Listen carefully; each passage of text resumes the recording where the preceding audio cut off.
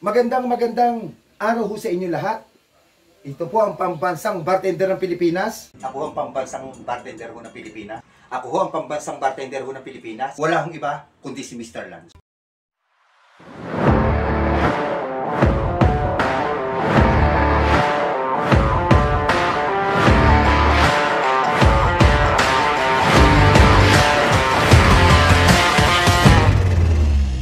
Kumusta ho kayong lahat? Sana kayo napapanood yung aking vlog. At kung napapanood nyo, paki-like, share, and subscribe naman. Balato nyo no, kay Mr. Lance. Thank you. Ngayon araw na to, may pag-uusapan ho tayong isang uri ng cocktail. Ito ay halos nagmula ho ito sa bansang Russia. Kasi alam nyo pangalan mo na ito. Tinatawag ho ito na Black Russian. Ito napakasimple lang ang recipe. Dalawang dalawang components lang ho ang ating ihahalo. Mamaya na ho natin pag-usapan yung dalawang components sa ating ihahalo. Bago dyan, pumunta muna tayo sa history ng Black Russian. Ano ba itong Black Russian? Ito ho ang kanyang munting history. Okay? The Black Russian recipe was invented in 1949 at the Metropole in Brussels in Belgium. Barman Gustave Taps created the drink to salute the achievement of his regular patron, Perle Mesta. Okay? Who was both the United States ambassador to Luxembourg. More especially, mean those who forgot the Soviet Red Army in the Russian Civil War. Ano pong taon? Noong 1918 to 1921. O yan ang umuting history ng Black Russian. Okay? Sana ho, alam ko naman nakuha nyo yan. Napakadali lang naman intindihin. Ang naka-invento ho na ito si Gustave Taps. Okay, noong 1949 itong drinks ho na to, no? Okay, dumako na muna tayo sa ating ingredients. Ano ho ba ang gagamitin natin dito sa gagawin ho natin Black Russian na timpla? Unang-una ilalagay lang ho natin dyan. Wala namang iba kundi, siyempre, Black Russian o Russia. Ano ho ba pinagmamalaki ng Russia? Di irihong vodka. At siyempre, ang gagamitin lang ho natin, medyo semi-local na Antonov vodka, okay? Any kind of vodka pwede ho, okay? At siyempre, ang gagamitin natin dyan, wala naman iba kundi kanuwa. Okay. Pag-usapan ho natin ang ating ilalagay na vodka. Pag gumamit tayo ng vodka sa Black Russian, ano ho bang vodka ang pwede natin gamitin? Marami ho tayong pwedeng gamitin. Siyempre, itong hawak ko ay Antonov vodka. Ito, magbibigay ho ako ng mga list of vodka international or mga vodka ho sa ibang bansa, kaya ho international. Here is the types of vodka. Ito po, napakadami yan. Baka meron ho kayo sa bahay, pwede nyo gamitin sa ating titimplahin Black Russian. Ito po ang unang vodka. Grey Goose vodka, Absolute Elix vodka, Kettle vodka, Smirnoff vodka, Absolute vodka, Military 70 vodka, Skyfuse Passion Fruit vodka, Belvedere vodka, Titus Made Handmade vodka, Ciroc vodka, Chapin vodka, Finlandia vodka, Stolitsnaya vodka, Belvedere vodka. Pagod na ho ba kayo? Meron pa, yan ho ang mga klase ng vodka. Meron pa ho, ito pa.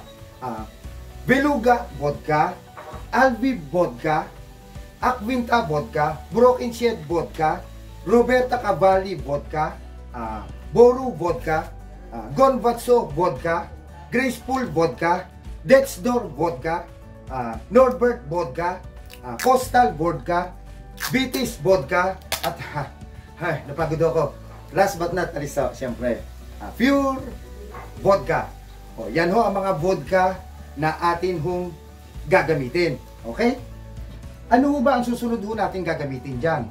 Wala naman pong iba kundi, siyempre, ano ho ba timpla ng Black Russian? Vodka and kaluwa. Ito ang kaluwa. Yan. Okay? Ano ho ba itong kaluwa? Ito naman ho ibig sabihin ng kaluwa. No?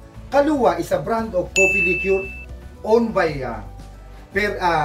Period Richard Company and produced in Veracruz, Mexico.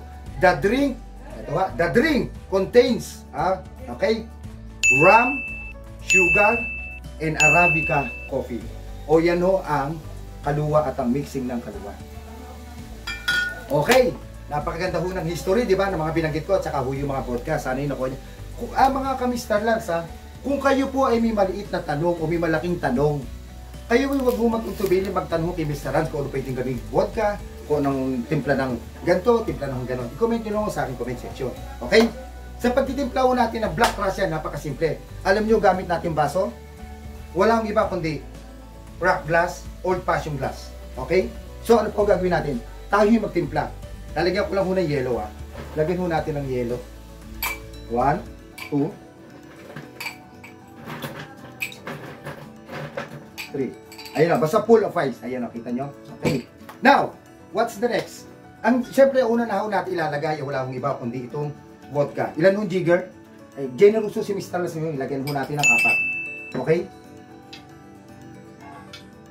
Ginamit ko ho yung 2 jigger, bali 2. Yan. Parang mabilis. 4. Yan. Ganda. Okay. Tapos, siyempre, wala naman ho tayo iba lalagay. 2 lang naman ho ang kailangan ho natin i-araw na to. Siyempre, ito hong kaluwa. Okay? Talagay ho tayo 2 giggers. Ayan. Ayan, 2 giggers. Yan, 2 giggers. Wow, ang ganda ho. O, kaya ho tinawag na Black Russian kasi ho. Siguro dahil black. O, yan, dahil black. Okay? And then, a quick stir. Quick stir lang ho natin para maghalo ho yung kaluwa at saka ho yung vodka. Ganun lang naman ho kasimple. Ano ho ba ilalagay natin? Talagyan ho natin ng cherry para maganda. Ano ho? Yan.